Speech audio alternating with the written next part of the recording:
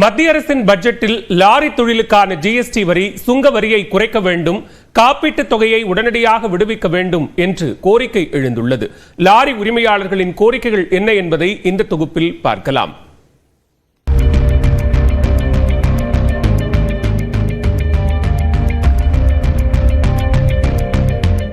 நாமக்கல் மாவட்டத்தில் விவசாயத்துக்கு பிறகு லாரி தொழில் முக்கிய பங்கு வகிக்கிறது.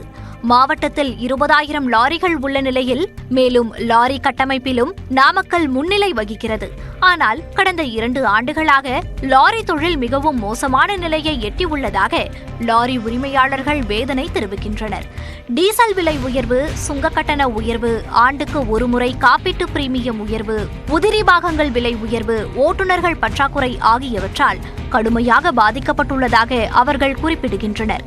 எனவே வரும் 1ஆம் தேதி தாக்கல் செய்யப்படும் மத்திய அரசின் பட்ஜெட்டில் லாரி கட்டமைப்பு மற்றும் உதிரி பாகங்கள் மீதான ஜிஎஸ்டியை குறைக்க வேண்டும் என்று லாரி உரிமையாளர்கள் வேண்டுகோள் விடுத்துள்ளனர். இந்த உற்பத்தியாளர்கள் லாரி உற்பத்தி செய்யக்கூடிய இந்த வாகனங்களுக்கு 28% கொடுத்திருக்கிறார்கள்.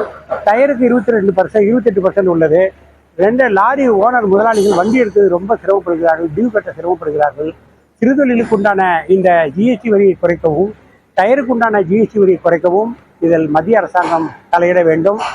காப்பீட்டுத் தொகையை உடனடியாக வழங்க நடவடிக்கை எடுக்க வேண்டும் என்றும், காப்பீட்டு பிரீமியத்தை குறைப்பதுடன் லாரி போக்குவரத்து ஒழுங்குமுறை ஆணையத்தை அமைக்க வேண்டும் என்றும் லாரி உரிமையாளர்கள் வேண்டுகோள் விடுத்துள்ளனர். லாரிக்கு போடுகிற இன்சூரன்ஸுக்கு கிளைம் கேட்டால் உடனடியாக தரமாட்டேங்கிறார்கள்.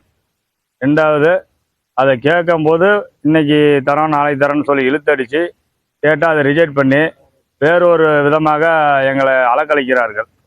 சுங்க வரி உயர்வு, சேவை வரி உயர்வு, டீசல் விலை உயர்வு, இன்சூரன்ஸ் பிரீமியம் விலை உயர்வு, ஒவ்வொரு பட்ஜெட்லேயும் நாங்கள் எதிர்பார்க்கறது இதுக்கு உண்டான சலுகைகள்.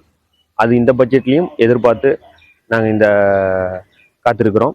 நடைமுறையில் இன்னைக்கு 50%க்கு மேலே வாகனங்கள் லோடு இல்லாமல் இருக்கு.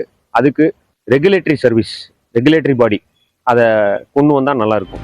வெளிமாநிலங்களுக்கு லாரிகளை ரயில்கள் மூலம் ஏற்றி செல்லும் வசதியை மாவட்டந்தோறும் ஏற்படுத்த வேண்டும் என்றும், காலாவதியான சுங்கச்சாவடிகளை மூட வேண்டும் என்றும் லாரி உரிமையாளர்கள் வேண்டுகோள் விடுத்துள்ளனர். நியூஸ் 18 தமிழ்நாடு செய்திகளுக்காக நாமக்கல்லிலிருந்து செய்தியாளர் ரவி.